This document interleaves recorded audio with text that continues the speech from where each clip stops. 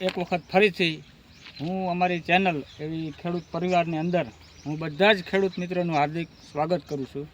તો ખેડૂત મિત્રો, આજે આપણે બનાવવાના છે ગૌકૃપા અમૃતમ બેક્ટેરિયા, કે જે અમે અમારા બાગાયતની અંદર લીંબુની અંદર વાપરવાના છે.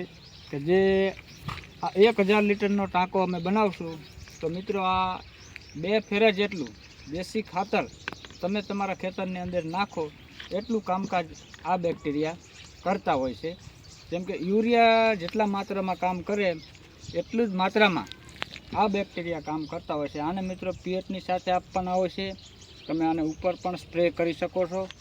કે એવી રીતના અમે અમારા બાગાયતની અંદર આ એક ટાંકો પીએચની અંદર આપશું અને પછી ઉપર પણ આનો સ્પ્રે કરશું.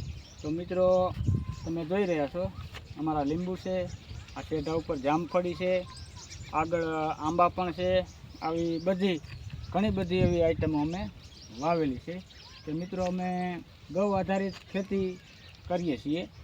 જેમ કે ગાય તે આપણી માં કહેવામાં આવે છે. મિત્રો, ગાયનું દૂધ હોય, ગાયનું છાણ હોય કે ગૌમૂત્ર, આ બધી જ વસ્તુ આપણે જે કાંઈ વાવેતર કરતા હોય એવું નથી કે લીંબુ, ધાણા છે, ચણા છે, મેથી છે, રાઈ, જીરું, વરિયાળી, ગમે તે પાકની અંદર દૂધ અને ગોળ ફ્લાવરિંગ માટે કામ કરતું હોય છે. અને ગૌમૂત્ર છે એ ઉપર સ્પ્રે કરવાથી અમુક જીવાણુની અંદર પણ નિયંત્રણ સારું એવું કરતું હોય છે. તો મિત્રો, આજે હું તમને બતાવીશ કે ગૌકૃપા અમૃતમ બેક્ટેરિયા કેવી રીતે બનાવાય અને એના વિશે માહિતી આપીશ. તો મિત્રો, આની અંદર અમે 10 કિલો ગોળની અંદર એડ કરેલો જ છે. મિત્રો, તમે જુઓ છો કે આ ગોળના ગાંગડા આ છે 10 કિલો દેશી ગોળ. હવે 1000 લીટર પાણીના ટાંકાની અંદર 10 કિલો ગોળ અને 10 લીટર ગાયની તાજી છાશ અને 5 લીટર ગોપાલભાઈ સુથારિયાના ગૌકૃપા અમૃતમ બેક્ટેરિયા એ આની અંદર એડ કરવાના હોય છે. હવે મિત્રો, અમે અમદાવાદની અંદર જ્યારે ગયા ગોપાલભાઈ સુથારિયાની ગૌશાળા, જેમ કે બંસીગીર ગૌશાળાની અંદર અમે ગોપાલભાઈ સુથારિયાને મળવા માટે ગયેલા, એમની વિઝિટ કરેલી. તો ગોપાલભાઈ સુથારિયાએ બહુ સારું એવું માર્ગદર્શન આપેલું કે તમે આ બેક્ટેરિયા વાપરો તો ખેડૂત મિત્રો તમારે ઘણો બધો ફાયદો થતો છે. ઘણી બધી એવી વાતો કરેલી અને ખૂબ સરસ એવું માર્ગદર્શન આપેલું. તો એમના માર્ગદર્શન હેઠળ આજે અમે આ બેક્ટેરિયા છે તે બનાવવા જઈ રહ્યા છીએ.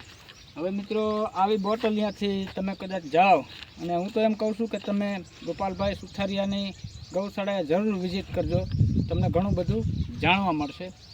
તો આવી બોટલો આપશે. બોટલની ઉપર એક છિદ્ર કરવામાં આવે છે કે જેથી બેક્ટેરિયાને હવા અંદર અવર જવર રહે, તેનાથી કંઈ તકલીફ ન પડે. તો હવે આમાં 1000 લીટરના ટાંકાની અંદર 5 લીટર આપણે આ બેક્ટેરિયા એડ કરી દઈશું.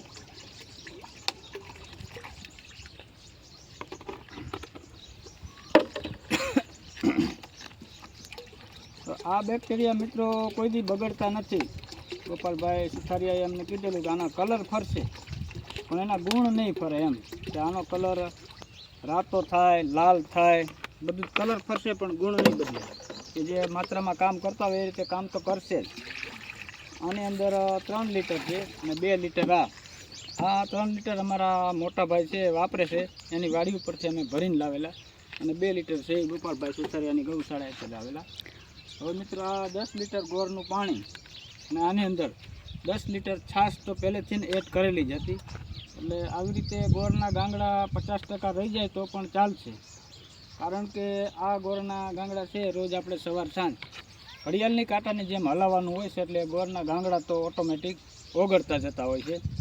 હવે મિત્રો, આ ટાંકો આનું ગૌકૃપા અમૃતમ કમ્પ્લીટ તૈયાર થઈ જાય, પીએચની સાથે આપતા હોય ત્યારે આ ટાંકાની અંદર 20 લીટર જેટલું રાખી દેવાનું. નીચે એટલું રહી જ જાય, કારણ કે અમે નળ છે તે આટલી જગ્યામાં ફિટ કરેલો છે, એટલે નીચે 25 થી 30 લીટર જેટલું આની અંદર રહી જતું હોય છે. તો એ બીજી વખત બનાવવાનું થાય ત્યારે એની અંદર દેશી ગાયની તાજી 10 લીટર છાશ નાખી દેવાની અને ફરીથી એક વખત 10 કિલો ગોળ નાખી દેવાનો અને પાછો પાણીથી ભરી દો એટલે પાછું આ બની જતું હોય છે.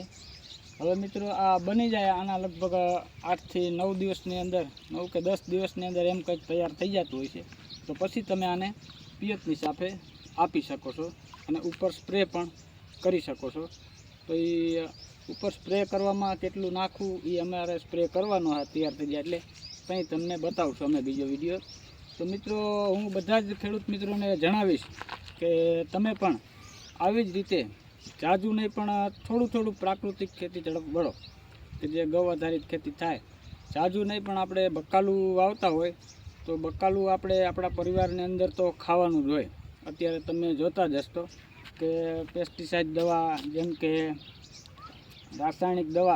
રાસાયણિક ખાતરોથી બકાલાની ઉપર સ્પ્રે કરવામાં આવે છે.